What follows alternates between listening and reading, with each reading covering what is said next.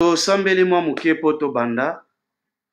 Yawe Nzambe papa na biso, oza Nzambe ya nguya nyonso, oza Nzambe ya makoki nyonso.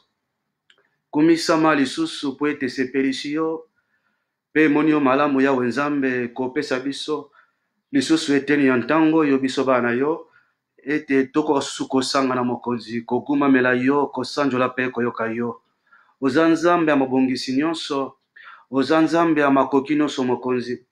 Marke koko so tomayeki toyaki kozwama na yango mokonzi. Yo ndo osali ngolu ete tango so epesama na biso. Yo nkolo ya milimo na biso, yo nkolo ya pema na biso, sani ya komona na biso poko lelo pasika otiki biso na bomoi, yango tokomisi yo. Yawe Nzambe totiki eteni ya ntango yo tokolekisa lisanga, na esika oyo na maboko na yo tendre père. Kimia na yo, ngolu na yo, bolamu na yo monisama na kati na biso mokonzi. Fongola boyebi na biso, fongola bososoli na biso Yawe Nzambe na lola, na muko tokoyoka mokoni pe tokokabola, yondo loba na motema ya moko na moko, yondo yokama na motema ya moko na moko Seigneur. Memi tangu tokozwa ntango ya kosambela Yawe papa na lola, tika etozala Nzambe oyo ukoyoka kolela pe libondeli ya moko na moko. Yo moko lobaki ete Yawe Nzambe na makoyo mosantu, et que ne vous inquiétez de rien, mais en toutes choses faites connaître vos besoins à Dieu par des prières, des supplications et des actions de grâce. Et la paix de Dieu qui surpasse toute intelligence gardera vos cœurs en Jésus. Yawe Nzambe na lola, ezana makambo ezwami na kati na biso ngili totalisa yo poto senga secours répondre notre tendre Père. Mais ya mototika tango ya koyoka yo mokonzi, yo mona na malamu epa na biso, sunga biso na tango yo mokonzi, zala na ndeko na ngai moko na moko epasa likolo na lola, ete bolamu na yo Yawe papa na biso, pe bonzambe na yo moko notre Dieu, ko manifester pa na moko o azali connecté na kati na ntango mokonzi. Nzambe bolamu na ye moni sama na kati na biso, na nkombono Yesu likolo po mpikisi na biso. Amen. En tout cas, bandeko, ndenge tolobaki, lelo eza jeudi, tokozwa tango ya kosambela Nzambe, po toyebi ke prière eza makambo yo to eloko yo ezotambola bomoko na kati ya vie ya mwana na Nzambe. Pour comprendre que likomelo bakaboyete, tout est sanctifié par la parole et par la prière.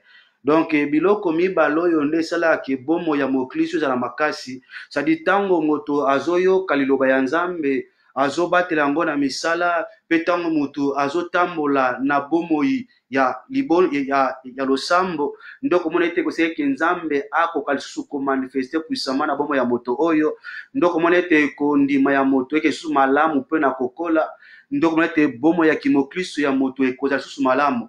Leyo moni tokozwa tango moke ya liloba na Nzambe, mais soki lelo tokosola liloba ya Nzambe eza par rapport kaka tomeka mwa moke ko répondre na motuna moko ndeko atunaki biso na moke oyo tomekaki koloba, parce que toyebi ke tozosola likolo ya teme oyo ce qu'il faut pour vaincre, oyo eza na Juge chapitre 7. Alors tokompanaki ke nde tolobaki flambeau na trompette oyo ezoko simbama na maboko na bango, pe bebo na bango ezali koganga, sema mpona kotalisa ete po moto alonga na bomoi na ye. Tobaki flambeau eza image à Saint-Esprit, et puis tozwa trompette comme étant la parole. Donc c'est que là où le Saint-Esprit et la parole s'accordent, donc Jésus est le Seigneur. Donc yango tosolo ba ete c'est que non surtout mona na Nzambe azosala ezete po asala yango malamu to po alonga ezosenga ete molimo mosantu akamba ye. Nzoka nde molimo mosantu akambaka biso kaka na nzela ya liloba ya Nzambe. Donc c'est que akosala ete okokisa liloba ya Nzambe na bomoi na yo. Yango moni tango tozolo be ete na kati ya bitumba atake ba chrétien tobi ke vie ya mokristo eza vie ya bitumba, c'est-à-dire toto mona bitumba c'est que moyini azali. Yango tomona ke moyini atanke nzoto ba pose ya nzoto ebundisaka pe biso, tobaki ete moyini eza po aussi liwa, mais atake bato yo tondimi Yesu Masiya lokola Yesu alongaki liwa biso pe tokolonga liwa, tobaki ata tozokufa na banzoto lelo, ata basanto bazokufa lelo, eza suka ya nyonso tout ese ke soki mosanto akufi akei kopemba po ete azela enlèvement. Donc tobaki ke accomplissement ya écriture ya 1 Corinthiens chapitre 15 verset 26 et kokokisama tango enlèvement et kosalama, puisque ceux qui enlèvent ça mi biolobi que kelelo ekobeta bakufi na Yesu bakosekwa et biso bato tokozala na bomoi tokozala transformer et puis tokomema na mapata et puis que tokutana na nkolo na biso Yesu Masia. Or que tant tozo parler concernant sur l'enlèvement, c'est que banzoto yo tokozwa banzoto ya gloire eza banzoto yo ekokufa lisusu te. Donc c'est que par là nde sikoyo Bible zo koloba que la mort a été engloutie. Donc pour l'autre c'est que lokola Yesu alonga kiliwa a pesi pe biso bokonzi likolo na liwa. Et tokoma ki pe koloba boye selon 1 Pierre chapitre 5 verset 8, biso ba que soyez sobres et priez car votre adversaire le diable rôde comme un lion rugissant azoluka soki ako dévorer nani. Mabie que mabo résister avec une foi ferme yango nde sikoyo epai tozali. Nde tososolaki boye ke moyini na biso eza satana oyo azobundisa biso tango nyonso. Lotobe ke satana azobundisa biso yobi ke aza asalela karise afin que po emema nakati na kobunga, c'est-à-dire Bible baki ke satana azana ba projet na ye, satana azana ba plan na ye, azana posa akokisa yango sikoyo asalaka nyonso kaka po akokisa ba projet na ye. Donc satana asalaka nyonso kaka po akokisa ba projet na ye. Siko tango asalaka pa akokisa ba projet na ye, siko po akokisa yango asalela kabiloko Bible ezobenga ba piège. C'est-à-dire akopiéger mutu afin que soki mutu akwena kata piège alongi yo, abandi ko dominer yo, abandi ko konza yo, abandi ko sala na yo o ya lingi. C'est-à-dire aza ko kocho na kata piège po azwa yo bon mobimba afin que abanda ko sala na yo to po koma moumbo na ye. Yango to baike parmi ba peja salelaka ezalaka nde lokuta. Yo moni ba boti na biso liboso Adam pe Eve. Ceux qui bisonio son nzela na bango tokomaki baumba lisumu, c'est parce que bakwesamaki na piège ya satana ou ezalaki mensonge. Or tant tolobaki mensonge par rapport ya mauvais enseignement. C'est que liteya ya mabe nde ezomema mutu na kati ya botomboki liboso ya Nzambe, nde ezomema mutu na kati ya lisumu, nde ezomema mutu akende musika ya Nzambe. Alors tolobaki boye et que satana azosalela basali na ye na kat na sena moi. Ndenge Nzambe azana basali na ye pona kopanza sango malamu ya bokonzi na ye, ndenge po aussi satana aza po aussi na basali na ye pona komema bato na kata séduction, c'est-à-dire pona ko séduire, pona komema bato mosika ya Nzambe. Pona lobaki boye bande li plan ya satana ya munene utakala ezalaka kaka apusa moto mosika na Nzambe. Abenda moto mosika na Nzambe. Posa na ye zalaka yangwana, yango moni akosala ba manevre nyonso, akosala ba piège nyonso tu po kaka emema mutu atombokela Nzambe to mutu akima musika ya Nzambe. Baki par ba piège wana eza mauvais enseignement et puis baki ba piège mususu ya mibale pa etokomaki, baki eza aussi ba miracle moko mensongère. So ba miracle ya lokuta wezo sala mananguya ya satana. Tulobaki boye Nzambe aza Nzambe ya nguya, Nzambe aza Nzambo ya mona na kana bonzambe pe na nguya na ye. Alors aza Nzambo ya salaka po aussi bikamwa. Alors ndenge Nzamba salaka bikamwa, ndenge moko pesi satana salaka bikamwa. Donc miracle ezalaka na bangambo mibale. Na ngambo ya Nzambe miracle ezali, na ngambo ya satana pe miracle ezali. Po comprendre boye satana aza po aussi na nguya. Yango moni Bible lobaka boye biso toza ya Nzambe, mais mokili mobimba eza na se ya nguya ya satana. Donc satana sio aza po aussi na nguya, yango à travers nguya wana yango nde siko azosalela pe bikamwa.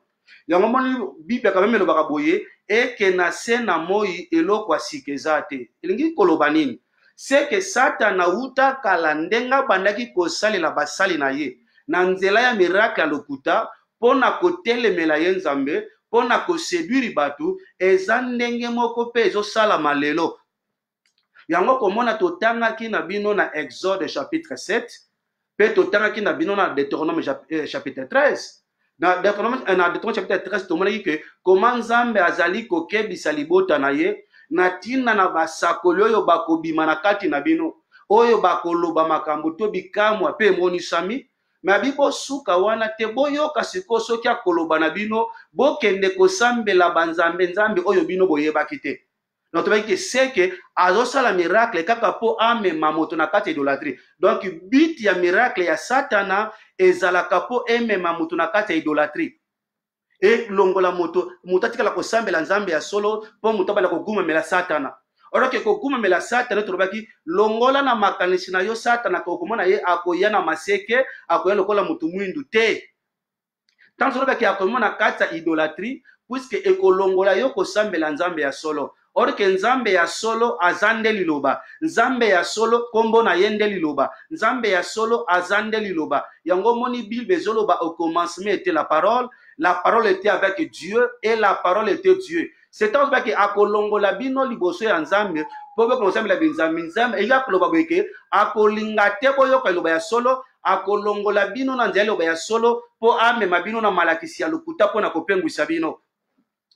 Donc yango siko bilobaki futoke balango tobaki ezana biloko mibale ezana bilembo na mongongo. Yango moni na Exode chapitre 7. Tango nzamba zotinda Moïse na Aaron liboso ya Pharaon, alobi ke Pharaon akoloba na bino bosala miracle. Okoyebisa Aaron akozwa nzete akobwaka na se, nzete wana ekokoma nyoka. Siko tango ba Moïse, tango Moïse na Aaron bakomi, Moïse alobisi Aaron, Aaron abwaki nzete, nzete ya Aaron ekomaki pe osi nyoka. Pharaon pe na ngambu na ye abengi pe aussi ba chanteur na ye abengi pe aussi ba magicien na ye basali pe bango pe bazepeta banzete na bango babwaka ki yango na se ekomaki pe aussi lokola banyoka. Mais gloire à Dieu puisque nyoka oyo ya Aaron ya Moïse emelaki banyoka nyonso ya mike oyo ba magicien ya Pharaon babimisaki. Alors parmi ba magicien wana tokendaki kotanga na Timothée tomoni koma bazotalisa biso bakombo na bango. Babeke ça Bible ça que lokola Janès na Jambres ndenge batelemelaki Moïse c'est que za pe na basakoli ya lokuta o bazotelemela vérité lelo. Yotobi omoni ba marge bazolo ba basala bikamwa mokomona bango balingaka vérité te. Balingaka solo te. Po solo yango nde kangola kabana na Nzambe. Solo yango lo sala ke muto comprendre ke muto azoselela Nzambe to azoselela Satana. Yango mona bango balingaka solo te, balingaka pe boyebi te. Akoloba no boyebiso boyeba te tozana ngote me batu bazokangolama. Yo to baki tokoya posi poto expliquer ya solo vérité soki zanini. Porto au moins ke muto parce que non soki beso ke non oza lié na molimo ya célibat nde vérité yangwana. Soko oza lié na molimo ya servitude nde vérité yangwana. Mais or que Yesu que vous connaîtrez la vérité et la vérité vous affranchira. Si qu'on a ni yango na lolenge nini Yesu lobela ki vérité za ko kangola. Parce que tokoya toko expliquer vérité. Et puis to lobaki boye o comprendre que tant Moïse na Aaron ba osala miracle liboso ya Pharaon, o comprendre que miracle liboso ba magicien Pharaon ba imitaki yango. Miracle mi balé ba magicien pe basala ki yango. Miracle mi sato ba magicien pe basala ki yango. Mais tant ekomi na miracle mine bakokaki kosala yango te. Pourquoi bango moko bagangi bayebisi Pharaon boy. Pharaon oyoyo biso to kokate po ezane musapi ya Nzambe. Donc c'est-à-dire baki soki musapi ya Nzambe zo sala musala, c'est que musala o musapi ya Nzambe salaka yango wana nde Satana koka kosala te. Yango wana nde ba faux prophète bakoka kosala te. Yango wana nde basali ya Satana bakoka kosala te. C'est que musapi ya Nzambe salaka musala. Or que tant de cela musapi ya Nzambe salaka musala, c'est que za musala o Satana ko yiko imita ngote, o yiko sala ngote c'est impossible. Yango siku tobaki toko ya tomeka ko expliquer yango. Mais yo tobaki lokola lelo toko zwata ya libondeli. Alors nde kwa tuni biso lobaki boyi. Parce que yonde ngo lobili kambo ya miracle batu wasala miracle baotele ba solo tepo ya Satana. Abi bongo siku eza na bate yoyo asimba pe kisite. Mazolo bakaka na kombo na Yesu. Miracle zo salama.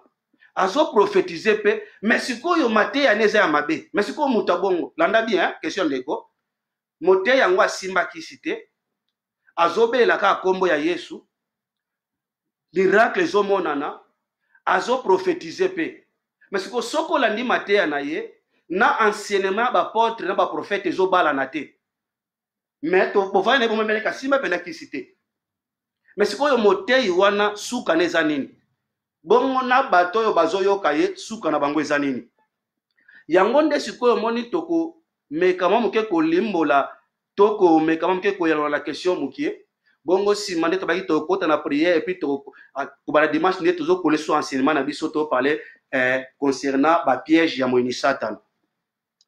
Ndeko na ngai omoni ntango tozoloba ke motei wana azoteya to azoteya mateya ya mabe, azoteya mateya oyo ekokani te na enseignement ya bapotre na baprofete, mais ntango baso bakombo na Yesu miracle mpe osi ezosalama, aza mpe osi koloba na bavie ya bato makambo mpe esi ezosalama, me azosala yango na kisi te, asimba kisi te, me azolobaka akombo na Yesu.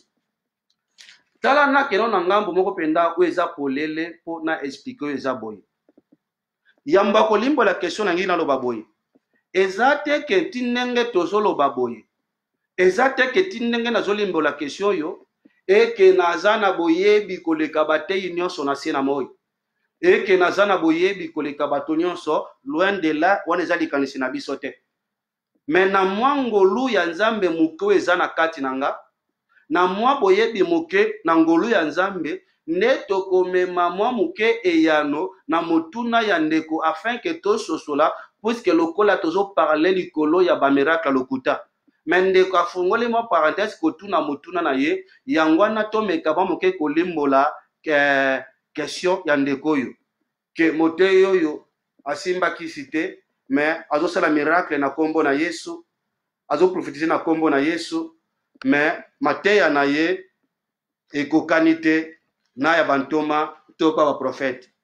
Bele mesenga pena fuko keba na yango po makomi ezoloba na biso deja eke biso atanke bandimi yobi ke tozali édifié to pe totongami na enseignement ya bapotre pe baprofete, Jésus étant la pierre angulaire. Donc c'est que l'enseignement ezotonga biso bandimi lelo soki tolobi toza bandimi et toza po aussi ko espérer na enlèvement, toza po aussi ko kozela enlèvement, en tout cas fu kondima na biso et fi ko sambela na biso et fi bomo na biso bo Kristo ndenge pe zoloba atanke bandaku ya Nzambe, atanke besambele ya Nzambe, en tout cas fu to tongama na enseignement ya bapotre pe baprofète, Jésus étant la pierre angulaire. Pour comprendre que yemoko nkolo nde azwaki liloba na ye apesaki pa basakoli, yemoko kaka nkolo nde apazwi liloba na ye apesaki pa bantoma. Donc c'est que na bagroupe mibale enseignement mosusu ekoki kowuta libanda ezali te, oyo ekoki kobikisa biso, oyo ekoki kobongisa biso, oyo ekoki kopetola biso, oyo ekoki kosokola biso. Po liloba na Nzambe oyo toyokaka eyaka po epetolaka biso, eyaka po ebongisaka biso tango nyonso pona mokolo ya enlèvement. Alors pona ko répondre na motuno tika nazwa verset oyo biso nyonso toyebi malamu bongo na komeka kolimbola. Yoka penda maloba ya nkolo Yesu ye moko ya Matthieu chapitre 7. Yoka Yesu ye moko ndenga zoloba concernant motuna wana.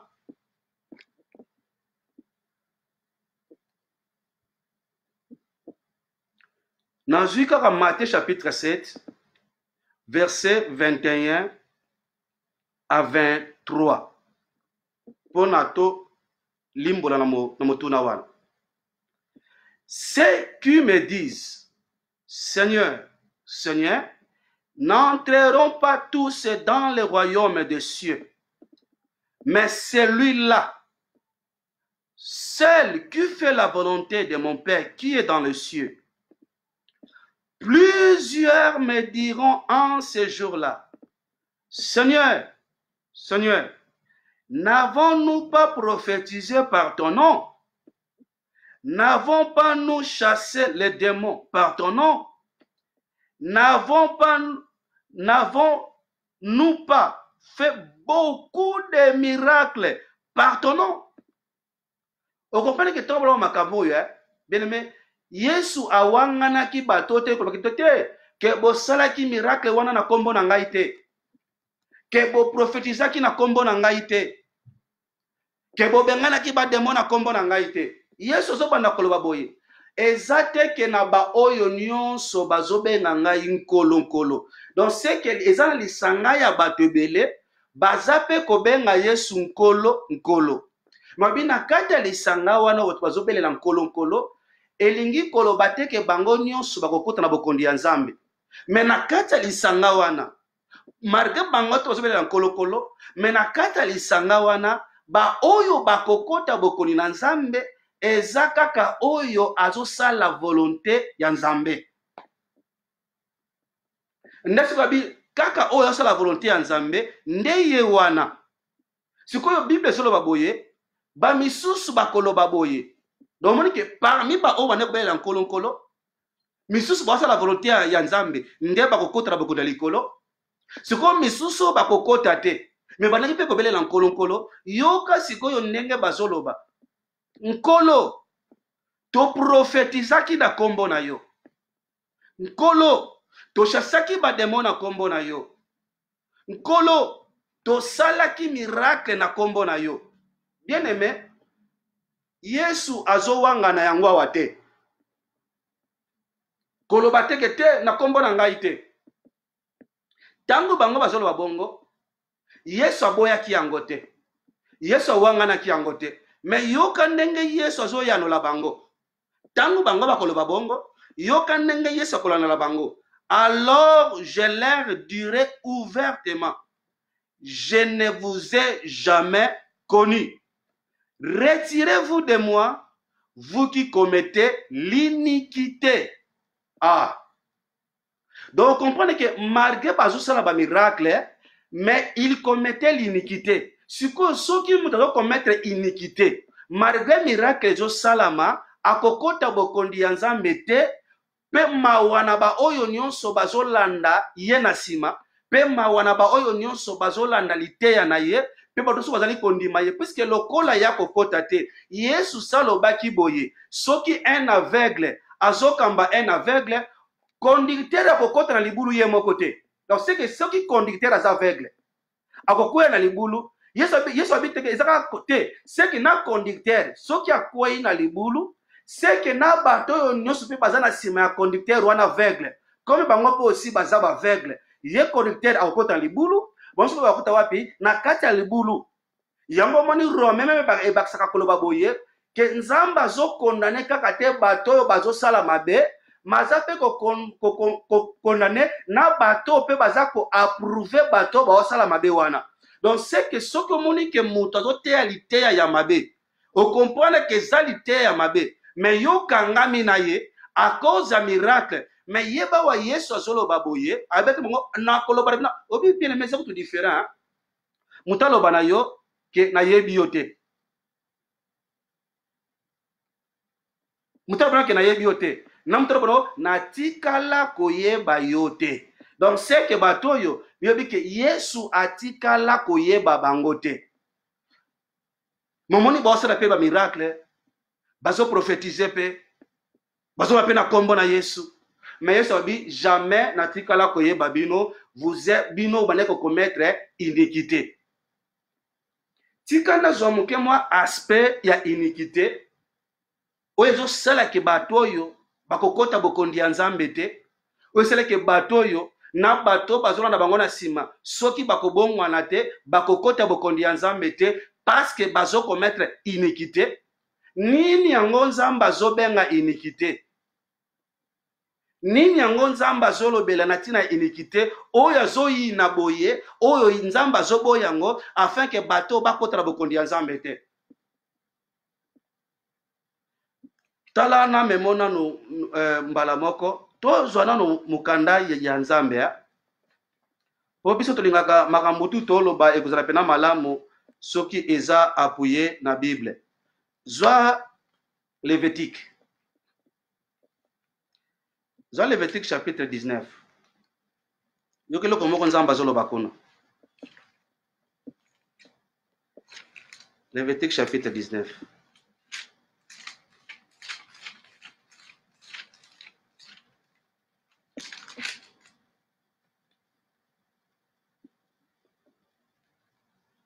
Zora verset 35 à 36. En tout cas, comment penza ba verso nazali kopesa yo, bongo yo moko tango zwa tan oko kasusu kotanga ngo o relire ngo o méditer ngo lisusu.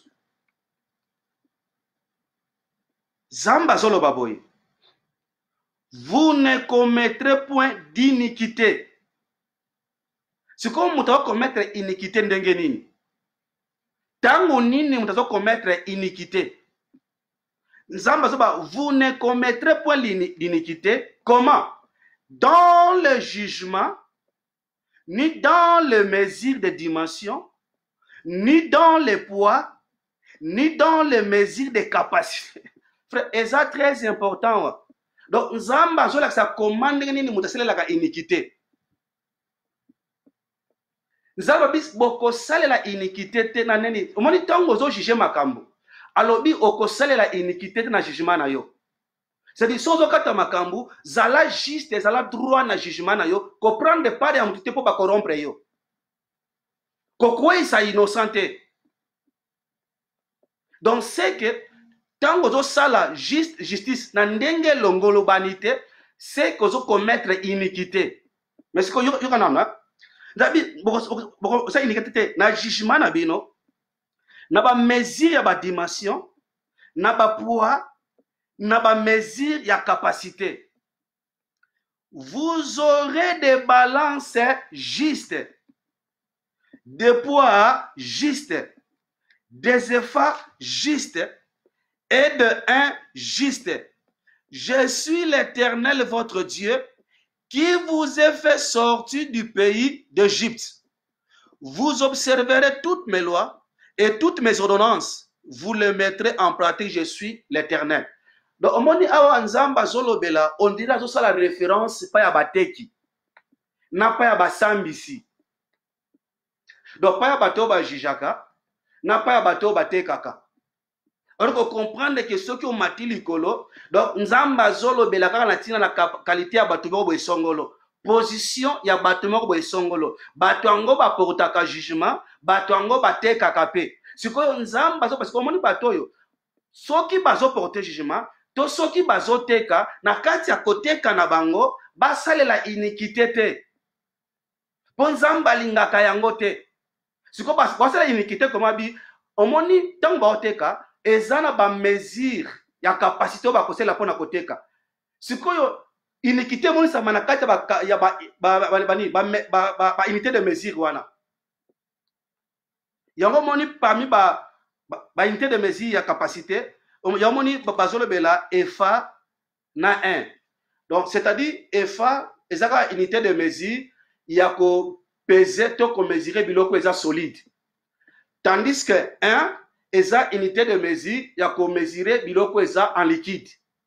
Ba mafuta, ba huile, bani, ba vin, ba mani ko nous eza en liquide. Soki olingo mesurer ngo to tika na mesure neto bakana biso lelo oselela ba litre. Au moins neti na biloko neti ya ba solide. Nous prenons exemple, si on a neti ba fufu, ba nguba, okoselela kilo, okoselela sakombi. Donc moni ba unité de mesure wana, ezo permettre yango siko nzamba olobelao. Mais siko ni kamlanga za boya, biso to sobela makamba bokondi ya nzambe. C'est que nazala no kolobela ba mamo bateka na gambela te, to na ba wenzete, o ba osela ba sakombi te. Non, biso ka image pour comprendre. Donc nzamba ozo ba image wana po alobela makambo ya bokonzi. Polo bela makambo eleki motuya yango lobi boyo moni na kati na bango iniquité zo salama tango bazali ko salela ba unité de mesure malamu te. Siko bazo sala unité de mesure malamu te ndenge nini yango so oke même na Deutéronome comment pena ba verset na bi epai nazo memayo Deutéronome chapitre 25.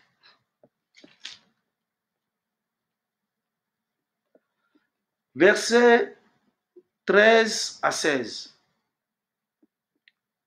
Deutéronome chapitre 25, verset 13 à 16. Tu n'auras point dans ton sac deux sortes de poids, un gros, un petit. Tu n'auras point dans ta maison deux sortes de phares, un grand et un petit. Tu auras un poids exact, juste. Tu auras un effort exact et juste. afin que tes jours se prolongent dans le pays que l'Éternel ton Dieu te donne. Car quiconque fait ces choses, quiconque commet une iniquité, est en abomination à l'Éternel ton Dieu. Donc, nzambe pena zo betela setawa likolo ya bateki, bato batekaka. Abiseke soki bozoteka, bosalela ba mesure mibale te. Donc ozala mesure moko munene na mesure moko mukie. Siko orki mtu tosela mesure munene na mukie, ezabo akosa bato yo bazotekela ye na akosa bato bakwa kosombe pa na ye. Donc bitazana ba mesure wana ya mukie na munene, azosanisela mukie na munene, biti nango ezaleni ezapo akosa bato yo bazoya kosomba. Donc, or que tant que ça sombango, c'est-à-dire, yo komono on dirait ozo sombela ko na kilo ya malamu. Or ko yeba teke kilo ngo yo sombela, et si ba beta ngo déjà na kati. Obi tono mingi na mama o bandote ka ba fufu. O mwa na sakombi moko me, sakombo na seza be, donc ba minango déjà na se. Donc ti tengo ba tolo fufu likolo boye, yo mbele kozi fufu ya kilo ya koka, mais or que eza pena ya kilo ndenge kwa puisque mama wana esi atrika ki déjà kilo te la bino fufu. To kilo te la bino nguba atrike yango déjà. Donc c'est que au moins que kilo ndenge za bimba azu atra biblioko na sena yango et dimina déjà kilo. Donc c'est que iniquité nde yango wana. A falsifier unité de mesure, a falsifier kilo pour être ako sabatu. Donc nzamba wa zolo bela makambo wana. Nikola bateki. Or que bateki on zolo bela nenda baki, na zolo bela ba mama ya wenzete. Poto ko manana na ba mama wenze, yango yo mama mokisi yango tolobaki boye, soko za frère osambelaka, soko za sœur osambelaka, soko zo sala ba activité. Comme makalokuta na kata ba activité te sala na bosolo misala na yeko pambolama koko saka batu te posa na posa ba intérêt belé sala na bosolo ata intérêt za muke nzamba ko sete makamno ko kene liboso. Mais to zana na niveau awawa batei nini yango nzamba na kolobela wa bazote kanini epe mesure nini oyo bango bazobebisawa. Donc nous moquons na Amos otala batek yango soki ba oteka nini hein soki mesure nini o bango bazo bisa to soki bazo sala nini. Amos chapitre 8.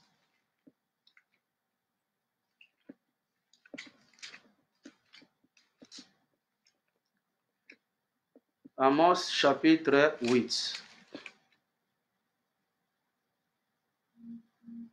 Verset 4 à 6. Verset 4 à 6. Amos chapitre 8, verset 4 à 6. Et puis rapidement, comment les sous pour tout ça, on attend de tous en prière. Et puis Proverbe chapitre 11.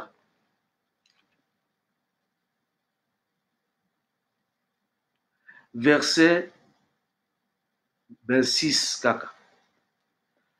Rabbi Amos chapitre 8 verset 4 à 6 et puis Proverbe chapitre 11 verset 26. Tobana kotanga na Amos. Écoutez ceci, vous qui dévorez l'indigent et qui ruinez le malheureux du pays. Vous dites, quand la nouvelle lune sera-t-elle passée, afin que nous vendions du blé. C'est que bataille yango bazande bataille bateka blé, bateka farine. Donc baolo belande bataille qui a farine awawa.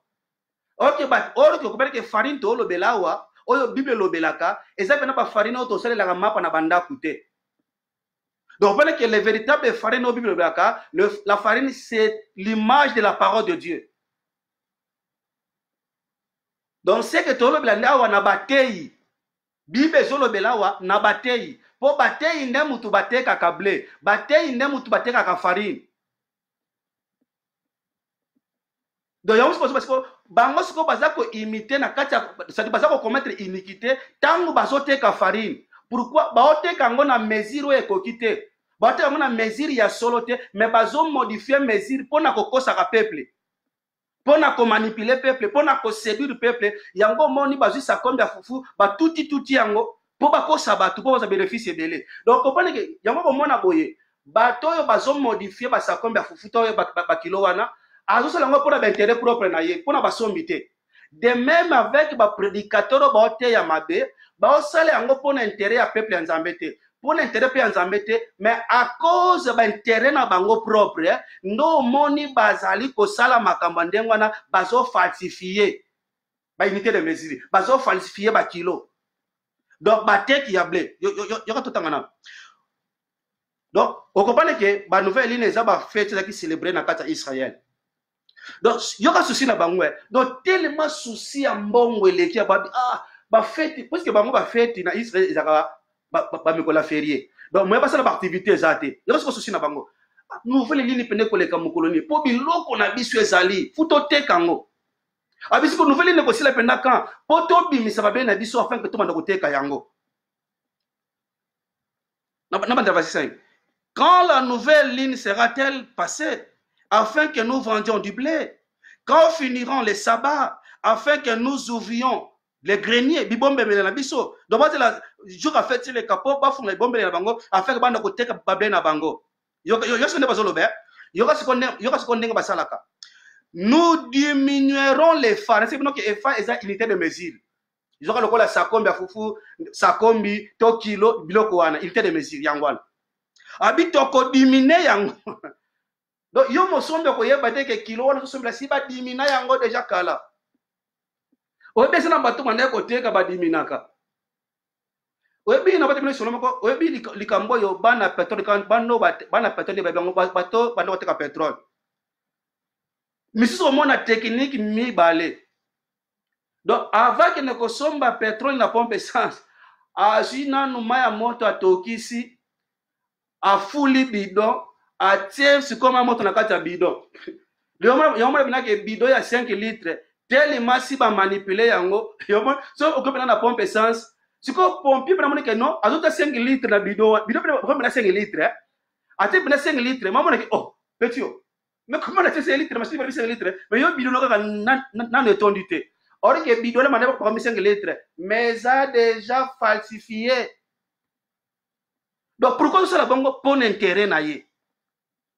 Yanga mo babi toko modifier yango toko falsifier balance. Pour nani nabi pour tromper. Puis nous achèterons les misérables pour de l'argent et les pauvres pour une paire de souliers. Et nous vendrons la criblure du froment. Dieu parle d'une manière, tantôt d'une autre. Zamba lobaka na balonge bele azo répéter. Omuna bazo loba.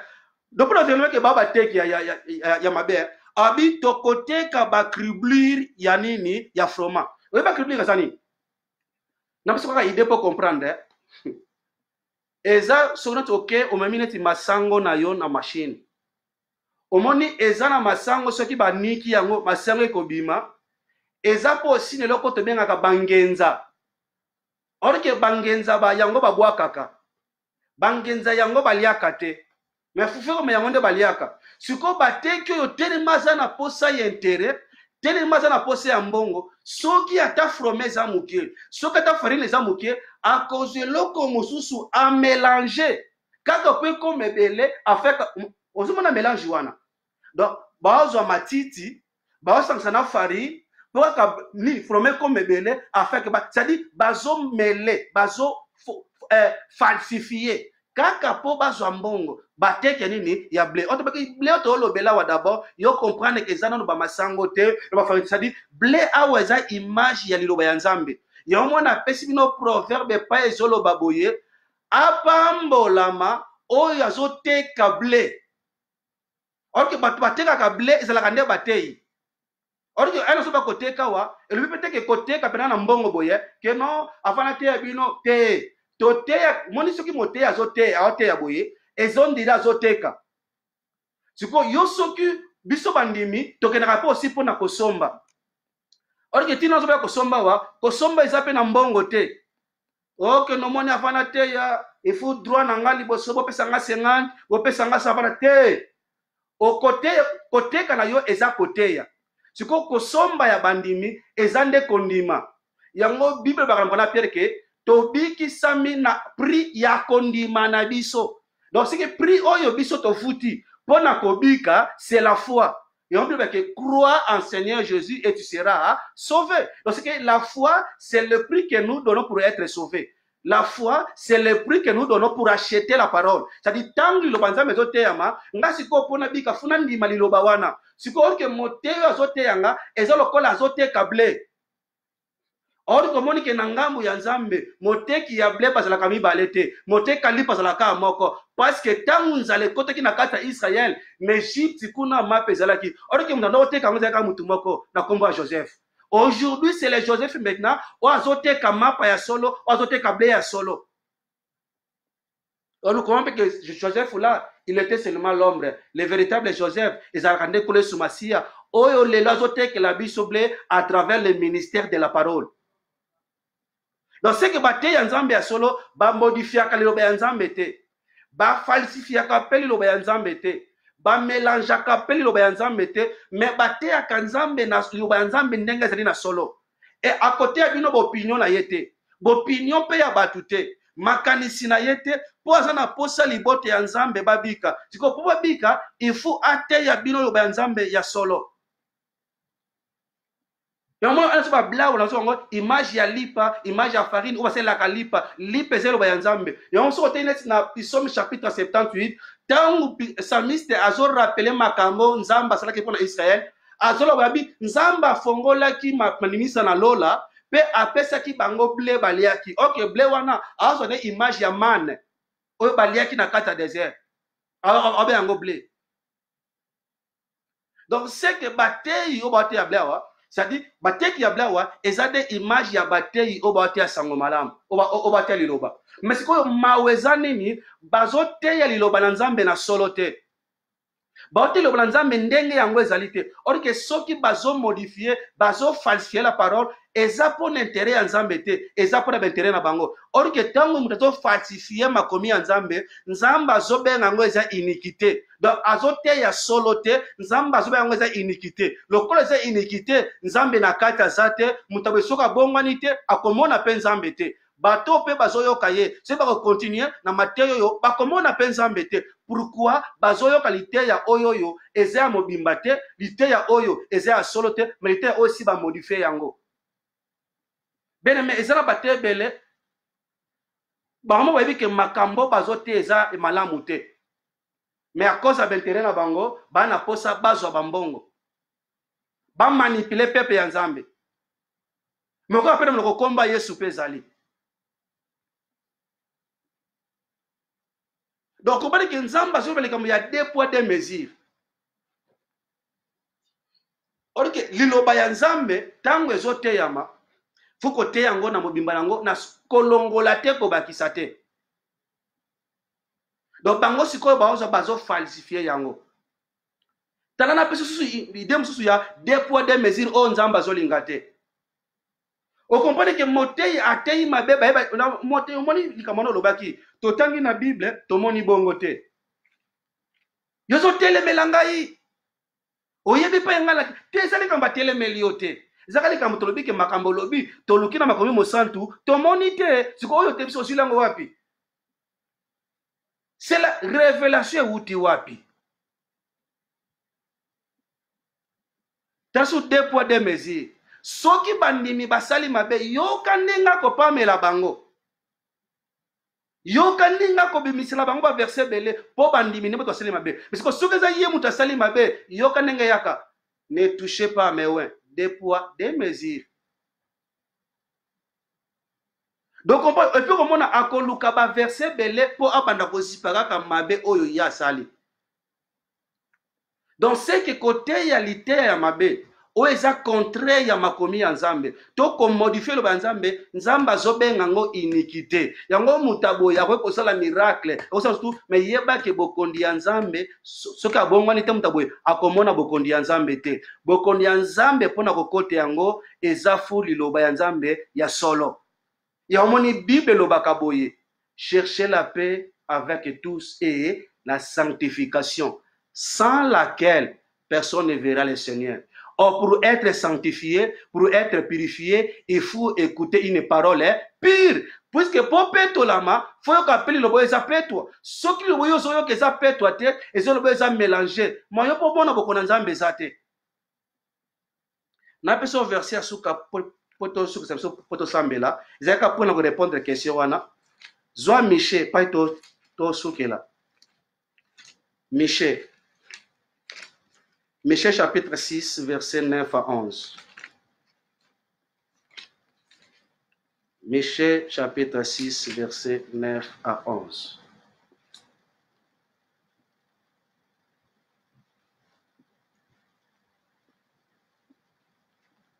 La voix de l'Éternel crie à la ville. Celui qui est sage craindra ton nom. Entendez la verge, celui qui l'envoie. Y a-t-il encore dans la maison du méchant des trésors uniques, un épha trop petit, objet de malédiction? Donc, Aza méchant,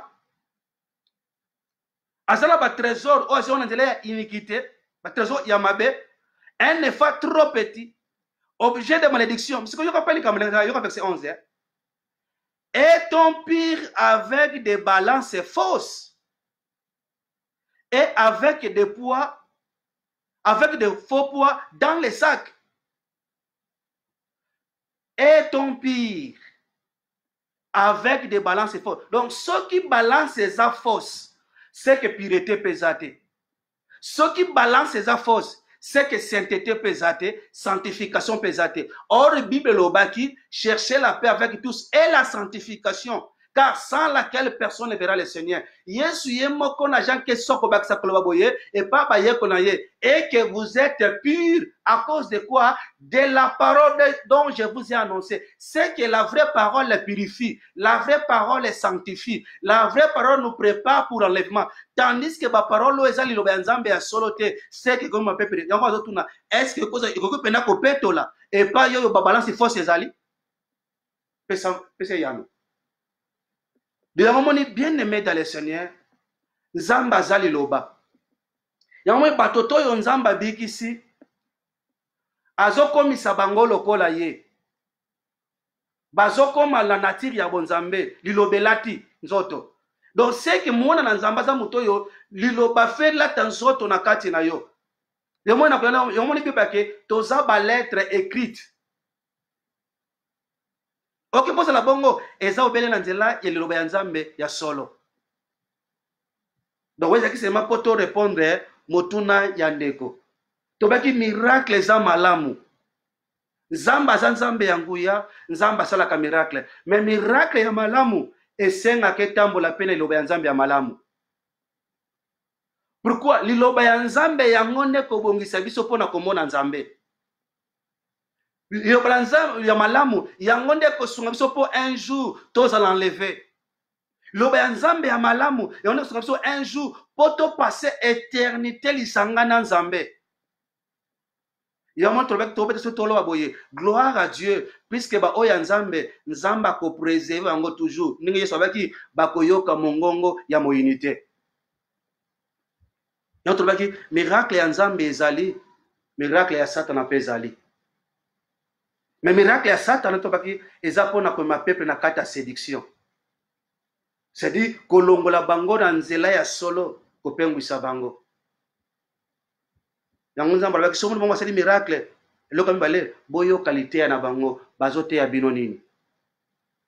Yomoni Yesu bakina Matthieu chapitre 24 verset 24 neto tangaki. Obi ba Kristo ya lokuta bakoya bako sala même miracle. C'est qui possible. D'ailleurs ba séduire ba élite mais ba n'aura jamais séduit. Donc comprenez que l'Exode 7 ba faux prophète parce que miracle lelo oyo ba sala miracle nanguya satana. Yomoni même temps ya antichrist akoya. Il dit que les faux prophètes a kosala po aussi ba faux miracle da kombo nanguya ya satana. Bien, pourquoi bato mingi ba kwa adorer antichrist na tangu wana? Soki bato ba kwa adorer antichrist na tangu wana, makamlo evzada awa deja enlèvement église et c'est salami. Mais soki bato ba kwa adorer antichrist na tangu wana, soki bato ba kondima antichrist na tangu wana, soki bato ba kondima bazo marque de la belle na tangu wana, c'est parce que bato ba koyoka maloba ya faux prophète. Pourquoi ba kondima la faux prophète? Ba komona miracle au faux prophète akosala. Siko lokola ba komona miracle biki lokola sala miracle boye, c'est que maloba ne pesa solotika to adorer antichrist. Yomoni tozo beta sete na makambo yo miracle ya Nzambe ezali ya Satana pe ezali. Mais siko miracle ya solo okoye bango posi na nzela ya lisakuli, na nzela ya liteya. Oyebi pona kosukisa soko tali na nombre 10 trompette betaki. Soko tali na Daniel trompette pe betaki. Ok, trompette awa eza elembo ya message. Trompette eza aussi elembo ya enseignement. Siko kama zake enseignement yo zoyoka ezomema yo wapi? Bo wa beti trompette bazali. Siko tango bazo betango eza po emema yo wapi? Ok, na nombre qu'on a Israël, ba sacrificateur bazo beta trompette, c'était pour convoquer peuple baya auprès de Moïse, wape sika boku ya Nzambe zalaki, wape sika bo Nzambe zalaki. Mais tandis que na kata Babylone et pas ba Daniel bazalaki, ba Meshach, Abednego na ba Shadrach. Tango po aussi ba Shadrach bazo beta trompette. Ok, trompette laki pona ko gumela Nzambe na bomo ete. Ok, trompette laki ne pona ko gumba mela statue esalama kina image ya roi. Trompette nini yozoyoka? Message nini yozoyoka? Liteya nini yozoyoka? Pwe mema yo wapi? Pwe sala na yo nini?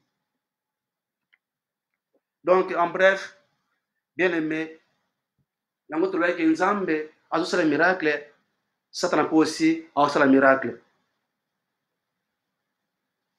Lukande miracle ya Nzambe. Lukande Nzambe asalela yo. Yango tolobaki boye, ozamona na Nzambe. Na kati ya mitungisi, na ebike bapasi nde komisa bapasi ya ka faiblesse ya moto.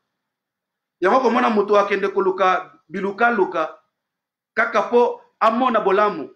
Yango siko akosi ya koluka luka bato yomoni bato bazotika Nzambe. Bazokende koluka biluka luka. Mozamona na Nzambe. Nzambe aza papa na biso. Na mitungisi na bapasi soki tobeleli ye. Akoyoka pe akosalela biso. Na ebike na prometeke ke na tokosola likambo ya musapi ya Nzambe. Tenza nango ebele. Mikolese be tokosola to expliquer moi muke musapi nango ya Nzambe tango ezo sala. Miracle wana musapi salaka. Satra ko iko imite yango te. Ba magicien ko imite yango te. Yomla ka même les faux prophètes lelo baka ko imite miracle ya musapi ya Nzambe te. Et peut-être expliquer net baki piège mususu ya Satana. Donc nasi Nzambe asala biso ngolo. Isa yaone asi na asi yaone to partager dimanche.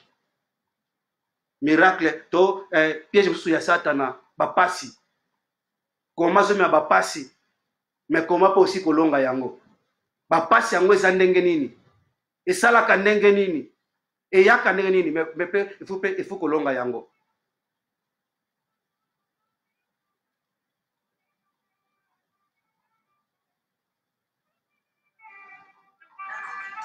Yango lisanga tengi to sambela